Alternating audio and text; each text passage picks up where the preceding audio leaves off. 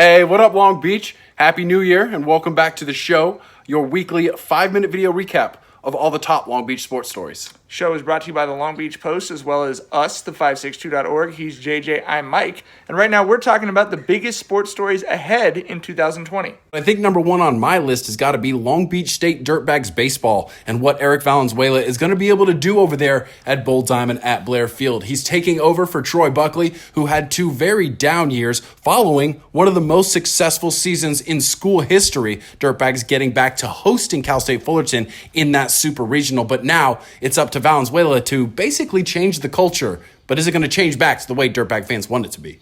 Yeah, I think if you walk into JoJo's, if you walk really anywhere in Long Beach, everyone wants to know, everyone's wearing their Dirtbags hat, so they want to know, is this something I'm wearing just because it's got an LB on it, or am I proud to be a Dirtbags fan right now?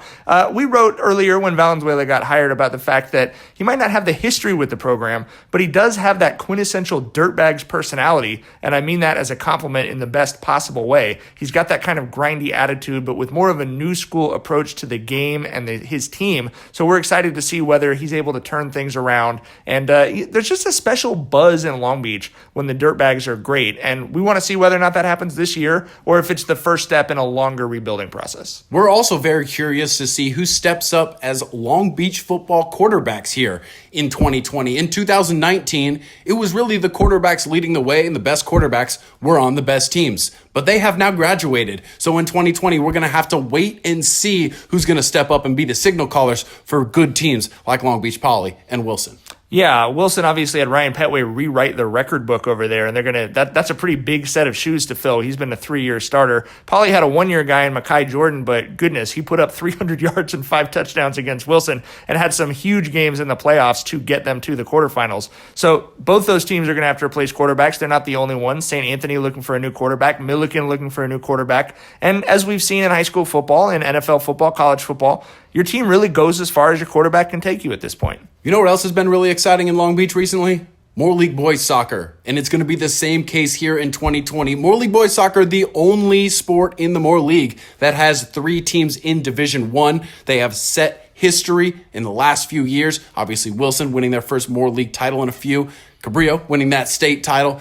And Milliken trying to win one for the Gipper. Yeah, Rod Pekovic will be retiring at the conclusion of this season. He's only the guy who founded the Milliken boys soccer program 38 years ago and helped convince the LBUSD to add boys soccer as a sport. Milliken trying to send Pekovic out on top. Wilson trying to repeat for the first time in a couple of decades. Cabrillo trying to follow up that historic championship with some more history. There's going to be a lot going on. As JJ said, 3 Division I programs, the only sport in town that still has 3 D1 programs. And these boys fight. It is not touch football out there.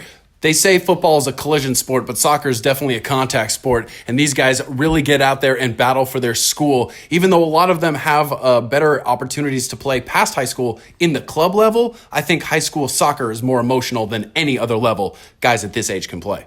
Looking ahead to the fall, we're very excited for the girls' volleyball season to see what the returning young superstars at Long Beach Poly and Lakewood are able to do. Poly's got one of the best anywhere in the country in Adania Fau-Moina, who was First Division All-CIF as a 10th grader and was on the All-American list of the top 7 players in the sophomore class by Volleyball Magazine. She, as I said, one of the best anywhere. But Poly's got other stars like Riley McGinnis, the daughter of Willie McGinnis, legendary linebacker, to come out of Poly. Lakewood's got players like Laura Williams and Kiki Hall, their freshman setter. So a lot of huge talent, both those teams. They're both going to be D1. They could both make very deep playoff runs and even end up nationally ranked next year. That's just a taste of what we're talking about, what we're looking forward to, and what we're curious to see here in 2020. We're also going to be talking a lot about the Olympics in 2020 because who knows what that's going to look like. We should have some Long Beach athletes competing in Tokyo. We've also got a look at if the Belmont Pool will be rebuilt, as well as what's going to happen to that elephant lot where we did not build Angel Stadium in 2019. For looks at all of those stories, check out lbpost.com. And you can also go and listen to What Up Long Beach, our weekly podcast. Over the last 3 weeks, we have given you special editions of What Up Long Beach, looking back at this year, 2019, looking back at the entire decade, 2010, and of course, talking about what we're going to see this year. So make sure you subscribe at the562.org and What Up Long Beach.